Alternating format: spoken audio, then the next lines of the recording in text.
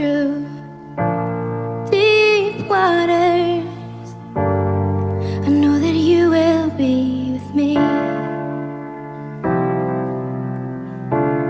When I'm standing in the fire, I will not be overcome. Through the valley of the shadow, I will not fear. I am not alone. I am not alone. You will go before me. You will never leave me. I am not alone. I am not alone. Let me begin from my coming into this country in 1985 to study at Spurgeon's College with the intention of specializing in biblical Hebrew with the aim of going back to teach at the Ghana Baptist Seminary in Kumasi, Ghana. The second year into my training, two friends came to visit me, and in the conversation that ensued, they asked me, why don't you start something, looking at the training you are getting, start something amongst the ethnic minorities in this country, many of whom had fallen out with the mode of worship in this country. I said, no, I'm here to study, go back to my country and teach. That night, in a clear, audible voice, in a dream, the Lord explained to me why He had brought me into this country, and the rest is history. You were the word at the beginning. After some time of prayer, the Lord brought to birth the beginnings of Trinity Baptist Church. It started exactly 30 years ago, in May 1987, as a Saturday fellowship. The very first meeting was in South Norwood, with 8 adults and 2 toddlers. We were joined by more and more people as we went along. In the congregation here today, there are people who've been with us on this journey as long as 28 years. After the journey, the fellowship moved to the Spurgeon's flat at 22B Whitworth Road, where I lived with my family at the time. Within a few weeks, the meetings could no longer be accommodated in our small flat. Out of the generosity of the Reverend Bob Allen, the church moved to share the premises of Crofton Park Baptist Church's Youth Hall. It was at Crofton Park in 1988 that the church was officially accepted into the membership of the Baptist Union of Great Britain. It was at Crofton Park that we had our first communion, first children's choir, first Mother's Day service, and first baptism. I'm deeply driven by a passion to see revival come back to the United Kingdom, because there is no nation under the surface of this earth that paid so much a price for world missions than the sons and daughters of this nation. The essence of Christianity is to see lives transformed. And without transformation, Christianity will be seen as irrelevant. And even though we see Christianity declining at an alarming rate, we believe that the Lord has brought us for a purpose. And I see myself as one of the young men who, by grace, through reverse missions, has been brought into this nation to stand on the cutting edge to believe God for revival. I see myself as a harvest of the seeds that were sown by the blood, the toil, and the sacrifice of the early missionaries from this great nation.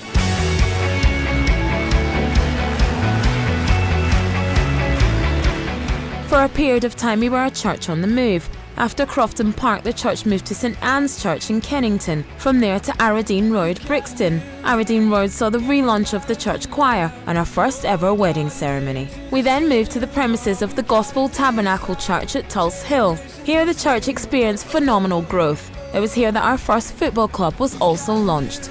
In 1991, at the kind gesture of Reverend Peter Stevenson, the church moved yet again to West Norwood to share the premises of Chatsworth Baptist Church. Apart from Thornlaw Road, Chatsworth was the place we felt most comfortable. It was also the place where we started planting churches. On the 16th of December 1994, the Lord miraculously provided us with our first building, at 2 Thornlaw Road, West Norwood, where we have been for the past 23 years. While at Thornlaw Road in 2009, our pastor became the president of the Baptist Union of Great Britain. From Thornlaw Road, we continued with most of our church plants. We sought not only to plant churches, but to also expand the building, which is currently made up of an auditorium, a church house and 2 porta cabins. For 7 years, we worked on planning application for expansion, which was never granted. The only way we could get around the situation was to hold 4 services on Sundays. In 2008, we finally acquired premises, and to the glory of God, our planning permission was granted by the Croydon Council in 2011. We then began the process of selling our property known as Aquaba Hall to release our equity of £650,000 and to begin the renovation of Oasis House in Croydon. This building has been built as a legacy for the next generation and not as a monument. It's also been built as a revival center from where missionaries will be trained through the creation of capacity to ignite those fires of revival, not only in the United Kingdom, but also in Europe. And also as a youth resource center, where many young people who, for various reasons, either because of broken homes, or either because of the pressure of society, are unable to cope with the pressure of life. I believe that with this capacity and the resources that the Lord is giving to us, we are in a very good position to train the next generation of young people and fit them well again into society. It has been encouraging to see how the good Lord has used the church to reach the unsaved. We have also seen a growth in Christian and moral values and strong brotherly love, and we have grown to become a family. There have been highs and lows along the journey, but through it all we have seen the hand of the Lord at work. This is where the Lord has brought us, and now looking back after 30 years when this work began. Trinity Baptist Church is now one church in 3 locations: Oasis House Croydon, Thornlaw Road West Norwood and Trinity Baptist Church Accra.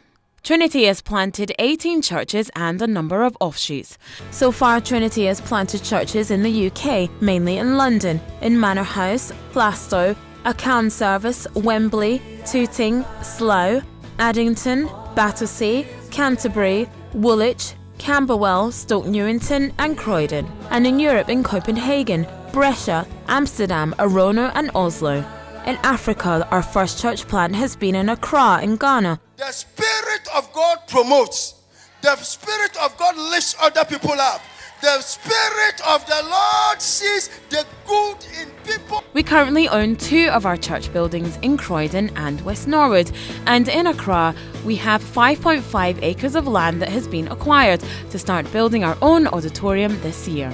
In terms of leadership, between the 3 Trinity locations in Accra and London, we have 14 full-time pastors and 11 elders and trustees, supporting pastors and over 400 to 500 departmental leaders, church workers and volunteers.